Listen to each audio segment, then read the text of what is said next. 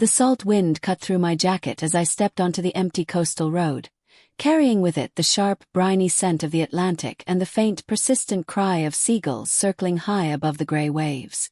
It was late October, and the small town of Havens Reach had already surrendered to the quiet gloom of winter. The summer tourists were long gone, the colorful beach storefronts boarded up, the sandy shores deserted save for driftwood and scattered seashells tossed ashore by relentless tides. I'd come to this isolated corner of Maine to escape, to outrun the guilt that had clung to me like a second skin for 3 long years. My name is Elias Voss, and for as long as I could remember, I'd defined myself by one single, unshakable truth. I was a survivor.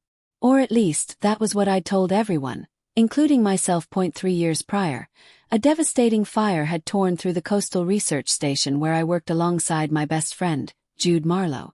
The blaze had erupted in the dead of night, sparked by a faulty electrical panel that no one had flagged during routine inspections. By the time I'd woken to the smell of smoke and the roar of burning wood, the entire west wing of the station was engulfed in unforgiving flame. I'd fought through the heat and the choking black smoke, screaming Jude's name until my throat was raw and bleeding. I'd tried to pry open the locked door of his dorm room, my palms blistering against the scorching metal, but the fire had spread too fast. The ceiling had caved in, cutting off all access, and I'd been forced to flee for my life, watching helplessly as the building collapsed into a pile of ash and embers. Jude never made it out. The official report had ruled his death an accidental tragedy, a fatal equipment failure that no one could have predicted. I'd been hailed as a hero by the small community, the lone survivor who'd done everything humanly possible to save his friend. I'd attended the funeral, stood before Jude's grieving parents with tears in my eyes and a heavy heart, and whispered the same lie I'd repeated 100 times. I tried to save him. I did everything I could. For 3 years I'd lived with that lie, letting the world believe I was blameless, letting myself believe it too. I'd moved from city to city, taking temporary research jobs, never staying long enough to put down roots, always running from the quiet, unspoken voice in the back of my mind that whispered I was guilty, that Havens Reach was supposed to be the end of my running. I'd taken a solitary caretaker position at the town's abandoned lighthouse, a weathered stone tower perched on a jagged cliff overlooking the ocean. The job required nothing but quiet vigilance, checking the old beacon equipment each morning, clearing debris from the base of the tower, filing monthly maintenance reports to the state coastal board. There were no neighbors, no crowded streets, no curious strangers asking me about the fire, about Jude, about the weight I carried. It was just me, the wind, the endless crash of waves, and the slow, unhurried passage of time. I'd thought the isolation would heal me.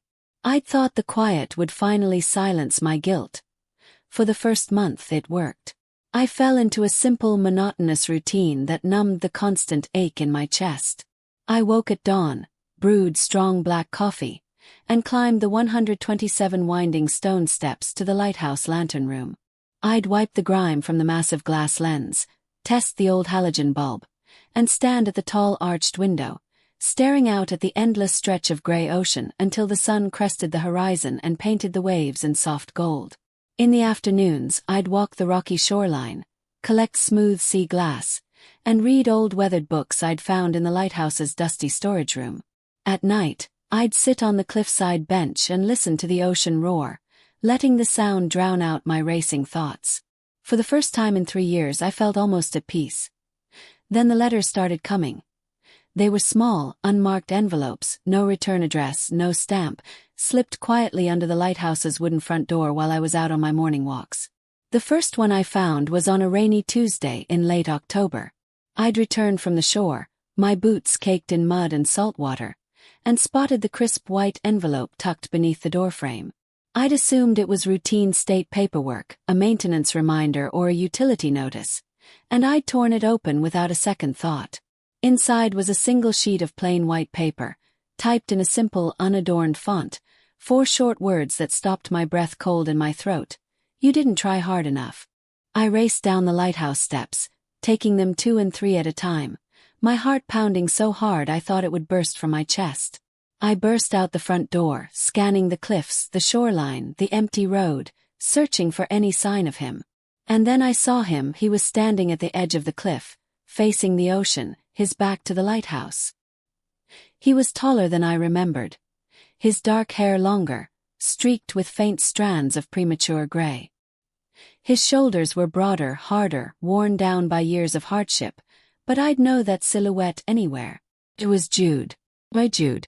The friend I'd watched die 3 years prior. He turned slowly when he heard my footsteps, and our eyes met across the empty grass stretch between us. His face was lined with faint scars, faint burn marks along his jawline and his left cheek, scars from the fire I'd thought killed him.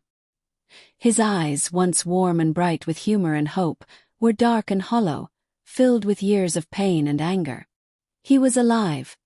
"You're real," I whispered, my voice hoarse and broken, disbelieving. "I thought you died. I watched the building collapse." "You watched and did nothing," he said, his voice low and rough, no trace of the warmth I'd known.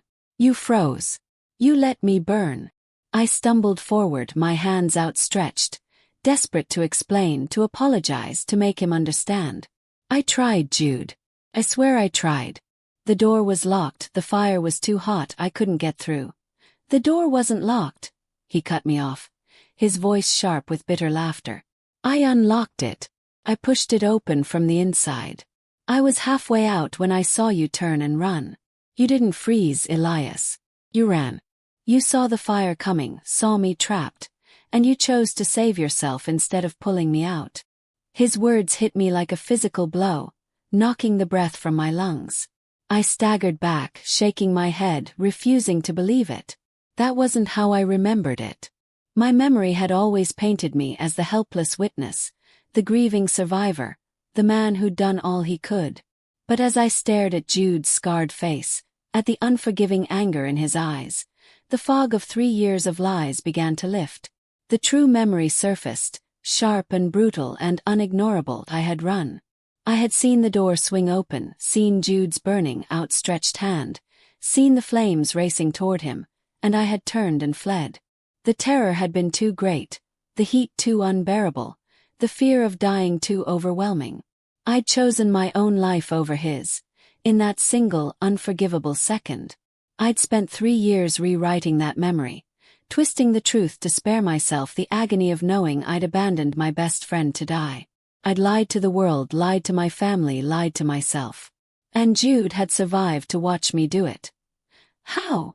I breathed, tears spilling down my face. "How did you live? The report said you died. They had your remains." My first reaction was anger, sharp and defensive. Some local prankster, I told myself. A bored teenager from the town, curious about the lonely lighthouse caretaker, looking for a cheap thrill.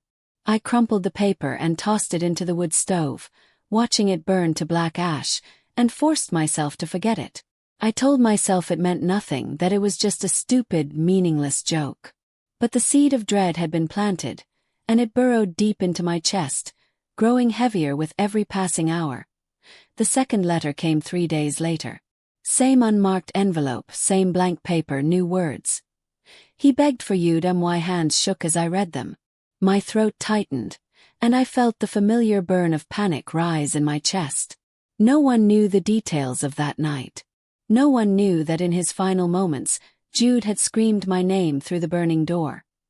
His voice cracked and desperate over the roar of the fire. I'd never told anyone that.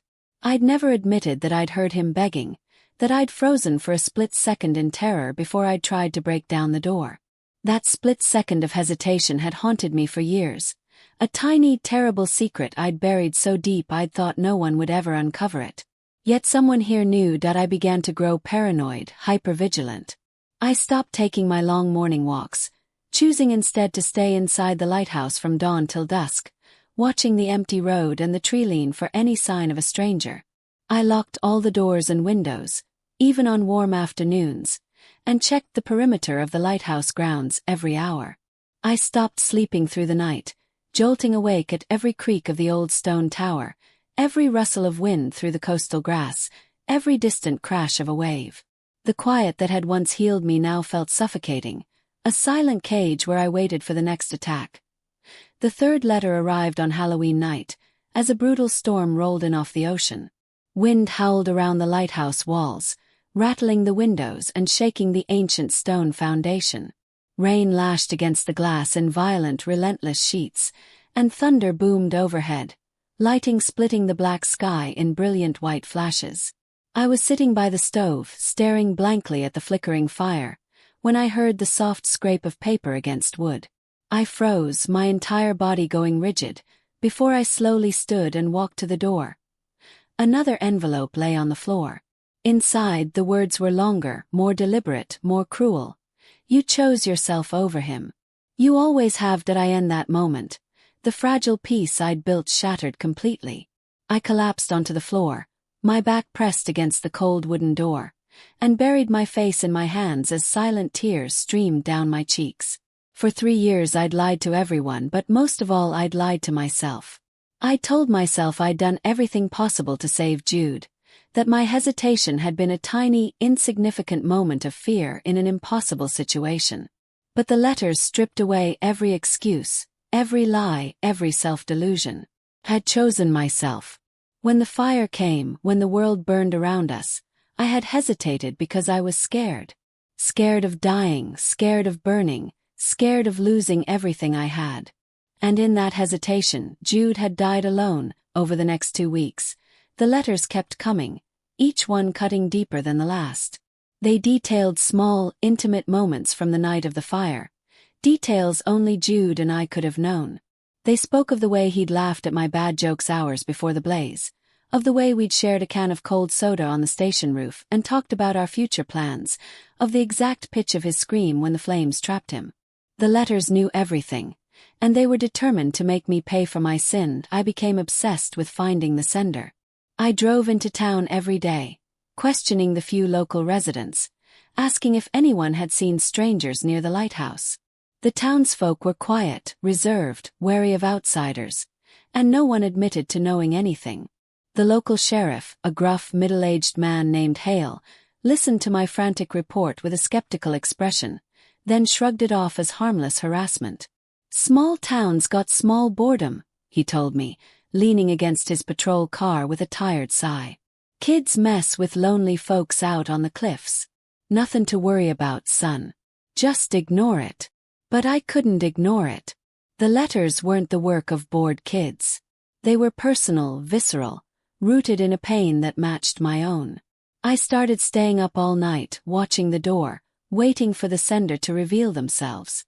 I began to question every shadow, every sound, every passing car on the distant coastal road. My once clean lighthouse became cluttered with crumpled letters, torn notes, and endless scribbled lists of suspects. I stopped eating properly, stopped sleeping, stopped feeling anything but guilt and fear. I'd come to Haven's Reach to escape my past, but my past had followed me here, and it was finally coming for retribution. I found the final letter on the first day of November, tucked into the frame of the lighthouse's top window, high above the cliffs where no casual prankster could possibly reach. The storm had passed, leaving the air crisp and clean, the ocean calm and blue for the first time in weeks. The sun shone bright over the water, but I felt cold, colder than I had in the worst of the storm. I unfolded the paper, my fingers trembling so badly I could barely hold it, and read the final message. "I'm not dead, Elias. I've been waiting to come home." The world stopped spinning. My blood turned to ice in my veins, and I stumbled backward, slamming into the stone wall of the lantern room. For 3 years I'd believed Jude was dead. For 3 years I'd grieved him, blamed myself for his death, lived with the weight of his loss every single day. The official report had confirmed his death. The fire department had recovered charred remains, identified through dental records. His parents had buried an empty casket, mourned their only son, and moved away from the coast, broken-hearted. How could he be alive,